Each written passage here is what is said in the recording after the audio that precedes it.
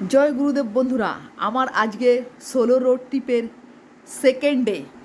আমি গতকাল শিলিগুড়িতে এসে গেছি। শিলিগুড়ি থেকে আজকে আমি মিরিক হয়ে ঘুম যাব এবং তারপর কার্শিয়াং হয়ে আবার শিলিগুড়িতে নামবো। সকাল 7টায় আমি স্টার্ট করি শিলিগুড়ির চম্পাশাড়ি থেকে, আমার পিসির বাড়ি। এটা হচ্ছে শুকনা ক্রস করছি। ক্রস করে আমি এগিয়ে চলছি। এখন চারিদিকে ঘন জঙ্গলের মধ্যে দিয়ে যাচ্ছি। খুব ভালোই লাগছে, সকাল সকাল রাস্তাটা ফাঁকাই রয়েছে। আমার স্কুটি আমার বন্ধু, আমার সাথী, আমার চলার পথের সব কিছু এই মুহূর্তে। আমরা জানি পাহাড়ি অঞ্চলের লোকেদের জীবনযাপন খুব কষ্টের। দেখুন কিভাবে বোঝা নিয়ে ওরা যাচ্ছে। শিলিগুড়ি থেকে মিরিকের দূরত্ব খুব একটা বেশি নয়, 45 কিলোমিটার। জিপিএসে শো করাচ্ছে 1.5 ঘন্টা, কিন্তু আমার একটু টাইম লাগবে, কারণ আমি জায়গায় জায়গায় দাঁড়াবো, ছবি তুলবো, ধীরে ধীরে প্রকৃতিকে দেখতে দেখতে যাব। আমি দার্জিলিং অনেকবারই এসেছি, অনেকবারই এই সমস্ত রাস্তা দিয়ে চলেছি, কিন্তু সত্যি স্কুটি নিয়ে এবং সোলো রাইডে এই প্রথম। অ্যাডভেঞ্চার প্রিয় মানুষ আমি। যখনই সময় পাই 2 দিন 1 দিন ছুটি পেলেই বেরিয়ে পড়ি প্রকৃতির কাছে। এখন শুধু ওপরের দিকে উঠছি। আর মিরিক দিয়ে রাস্তাটা একটু সরু, কিন্তু দারুণ সুন্দর। আর সোলো রাইডের মজাই আলাদা। যখনই মন চায়, যেখানে ইচ্ছে করে দাঁড়িয়ে পড়ি। 1 ঘন্টার ওপর হয়ে গেছে, কন্টিনিউ চালাচ্ছি। তো সামনে কোথাও দেখি, যদি কোথাও চা বাগান সুন্দর একটু জায়গা পাই, সেখানে দাঁড়াবো। সামনের রাস্তাটা সরু, দেখুন কি সুন্দর, মনে যেন জঙ্গলের ভেতরের দিকে ঢুকে যাচ্ছি। দাঁড়াবার টাইম হয়ে গেছে, 1 ঘন্টার ওপরে চালাচ্ছি। দেখি দাঁড়াবো এই জায়গাটায়। চারিদিকটা খুব সুন্দর। প্রায় 1 ঘন্টা 10-15 মিনিটের ওপরে গাড়ি চালালাম। 8টা 15 বাজছে। তো একটু দাঁড়ালাম, তোমাদেরকে চারিদিকে একটু ভিউজ দেখাবো। একটা চা বাগান রয়েছে, কিন্তু চা বাগানের মানে কি কালার নেই, পাতাগুলি সব তোলা রয়েছে। মিরিকে পৌঁছে গেছি, ওখানে লেখা রয়েছিল ওয়েলকাম টু মিরিক। দেখো গাড়ি এখানে পার্ক করলাম, চারিদিকটা দেখাচ্ছি। একটা চায়ের বাগানের পাশে দাঁড়ালাম। মিরিকে ঢুকে গেছি। আমি মিরিক হয়েই দার্জিলিং ঢুকবো। বেশি নয়, মিনিট 10 এখানে দাঁড়িয়েছি, একটু ছবি তুলেছি। এবার রেডি হচ্ছি, চলতে শুরু করব। সামনের দিকে এগিয়ে যাব। বেশিক্ষণ সময় নষ্ট করছি না, কারণ আমি আজকেই আবার শিলিগুড়িতে ফিরে যাব। ওপরের দিকে উঠছি, কিন্তু দেখে বোঝা যাচ্ছে না, প্রচুর খাড়া রাস্তা, পুরো স্টিপ রাস্তাটা। ওপরের দিকে উঠে চলেছি। দেখি সামনে একটা জায়গা দেখা যাচ্ছে, ওখানে দেখা যাচ্ছে যে টার্নিংটা দেখি ঠিকমতো দেখতে পাচ্ছি কিনা। হ্যাঁ, আই লাভ মিরিক লেখা রয়েছে।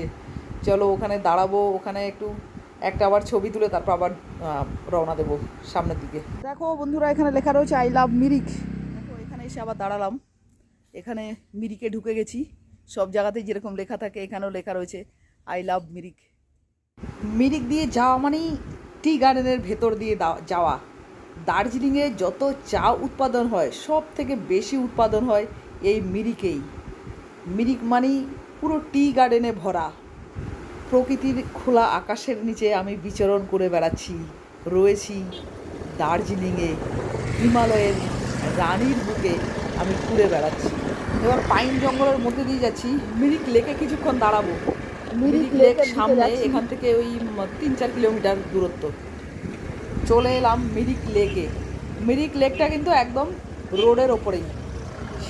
দার্জিলিংয়ের দিকে যাওয়ার পথে যে মেন রোডের ওপরে হচ্ছে গিয়ে এই মিরিকের লেকটা, বিখ্যাত মিরিক লেক। চলে এলাম মিরিক লেকে। এখানে বেশিক্ষণ থাকবো না, বড় জোর 10 মিনিট থাকবো। 10 মিনিট ছবি টবি তুলে আবার রওনা দেবো। দেখো তোমাদেরকে দেখাচ্ছি, এটা হচ্ছে মিরিক লেক। মিরিক লেকে চলে এলাম। আমি প্রচুর দাঁড়াতে এসেছি, কারণ ছবি তুলেছি। প্রচুর ছবি তুলতে এলাম। আমি ভেতরে ঢুকবো না। এই দেখো আমি এখানে গাড়ি পার্কিং করলাম। এখান থেকে বোর্ডে দেখাচ্ছি আমি তোমাদের। বোর্ড রয়েছে, বোর্ডে দেখাচ্ছে দার্জিলিং 45.7 কিলোমিটার, মানে 46 কিলোমিটার মতো মিরিক থেকে দার্জিলিংয়ের ডিস্টেন্স। চলো এবার রওনা দিই দার্জিলিংয়ের দিকে, কারণ এখান থেকে প্রায় 46 এটা হচ্ছে কিলোমিটার মিরিক। দার্জিলিং। আমার পার্টনার দেখো, যার সাথে এখন আমি সারাক্ষণই রয়েছি, যার পিঠে চেপে আমি ঘুরে বেড়াচ্ছি হিমালয়ের রানীর বুকে। চলো ডিয়ার ফ্রেন্ড, চলা যাক এবার দার্জিলিংয়ের দিকে। মিরিক থেকে স্টার্ট করে দিলাম, এখন দার্জিলিংয়ের দিকে যাচ্ছি। মিরিক ছাড়ছি, এখন মিরিকেই রয়েছি। বাঁ দিকে টি গার্ডেনটায় চা পাতা তোলার কাজ চলছে, আর এদিকটা হচ্ছে পাইন গাছের সারি। একদিকে পাইন গাছের সারি আর একদিকে টি গার্ডেন। দেখো আবার দাঁড়িয়ে পড়লাম, খুব সুন্দর এখানকার সিনিক বিউটি, চারিদিকে পুরো পাইন গাছ রয়েছে, তাই দাঁড়িয়ে পড়লাম। আমি দেখাচ্ছি সামনের ভিউটা, যে ভিউ দিয়ে আমি এসছি। দেখো পাইনের সারি রয়েছে, পাইনের জঙ্গল। এই জঙ্গলটা পেরিয়ে এলাম, আর একটা রডোডেন্ড্রন গাছ দেখলাম, সেই কারণে আমি দাঁড়িয়ে গেলাম। তোমাদেরকে দেখাচ্ছি রডোডেন্ড্রন গাছটা, এখানে লাল রঙের রডোডেন্ড্রন ফুটে রয়েছে। দেখো এই কারণে আমি দাঁড়িয়ে পড়লাম তোমাদেরকে দেখানোর জন্য, নিজেও দেখার জন্য। যদিও আমি পঞ্চকেদার যখন করেছিলাম প্রচুর পরিমাণে রডোডেন্ড্রন ছিল সেই টাইমে উত্তরাখণ্ডে। আর এখানে দেখো কিছু গাছ রয়েছে রডোডেন্ড্রনের, খুব সুন্দর লাগছে, তাই এখানে দাঁড়িয়ে পড়লাম দেখার জন্য, তোমাদেরকে দেখানোর জন্য। আর আমার পার্টনার এই যে দাঁড়িয়ে রয়েছে। চলো মাঝে মাঝেই থেমে যাই, খুব গাড়ি চালাতে আসিনি, প্রকৃতিকে ভালোবাসি, প্রকৃতির টানেই চলে এসেছি, তাই যখনই মন চায় তখনই দাঁড়িয়ে পড়ি। আর একা আসার মজাই এটা, যে ইচ্ছে হলো দাঁড়িয়ে পড়লাম। পেছনে দেখো রডোডেন্ড্রন গাছ। আবার দাঁড়িয়ে পড়লাম এখানে, কিছুক্ষণ আগে দাঁড়িয়েছিলাম, আবার দাঁড়িয়ে পড়লাম এখানে মোমো খাবো। মোমো রেডি হচ্ছে। পাইনের জঙ্গল পেছনটা, আর খুব সুন্দর জায়গাটা। এখানে দাঁড়ায় টুরিস্ট, দাঁড়ায়, দেখে বোঝা যাচ্ছে টুরিস্ট দাঁড়ায় এই জায়গাটায়, মোমো পাওয়া যায়। আর এই দেখো জঙ্গলটা আমি দেখাচ্ছি, পাইনের জঙ্গল।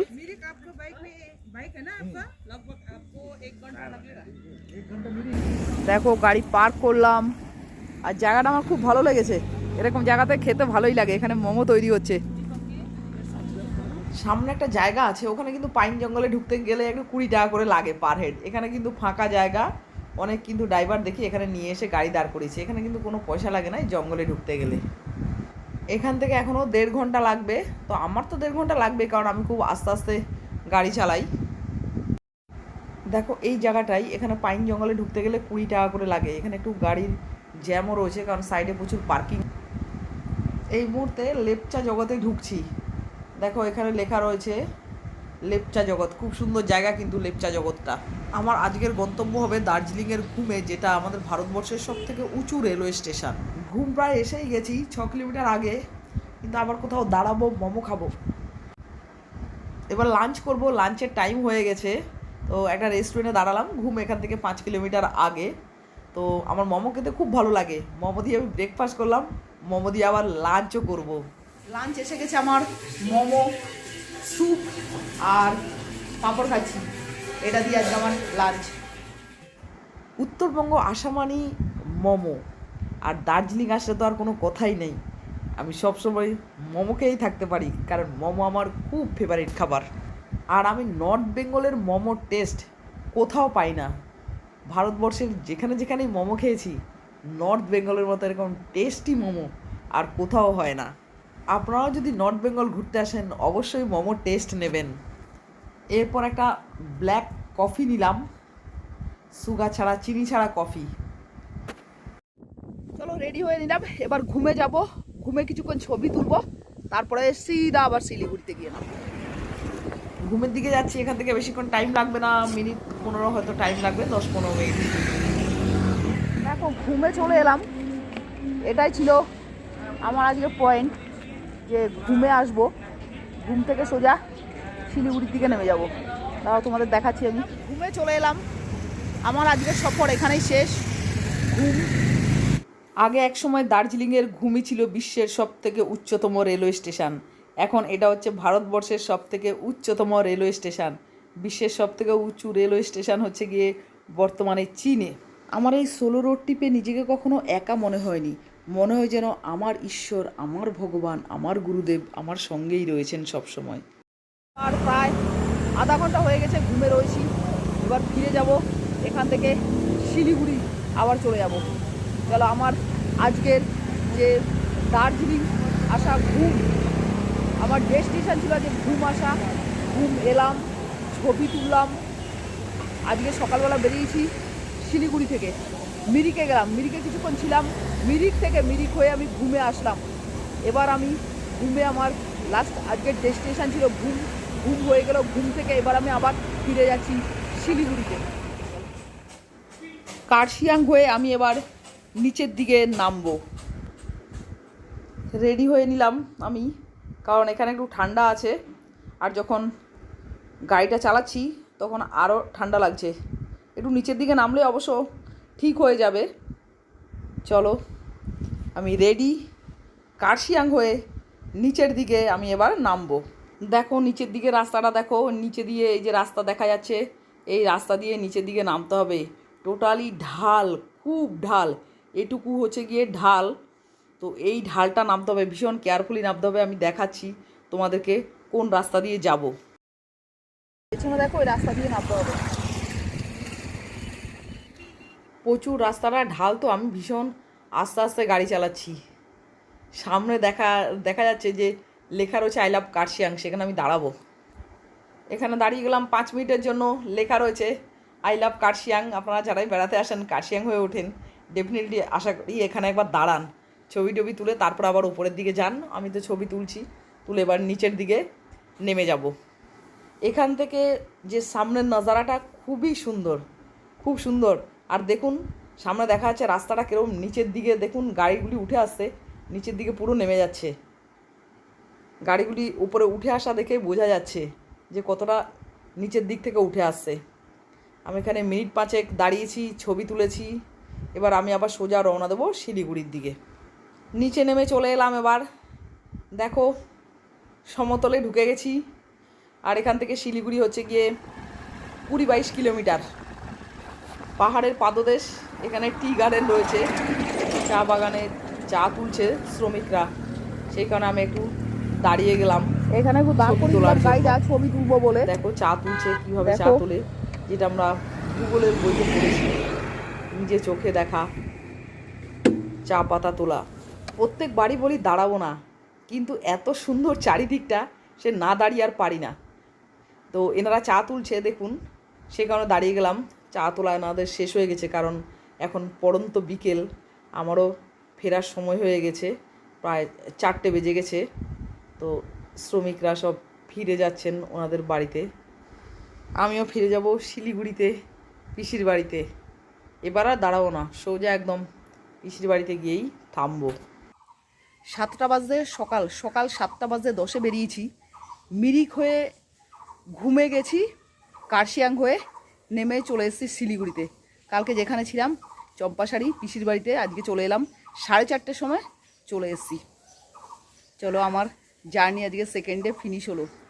জয় গুরুদেব, শেষ হলো আমার 2nd ডে জার্নি। আগামীকাল ঘরে ফেরার পালা।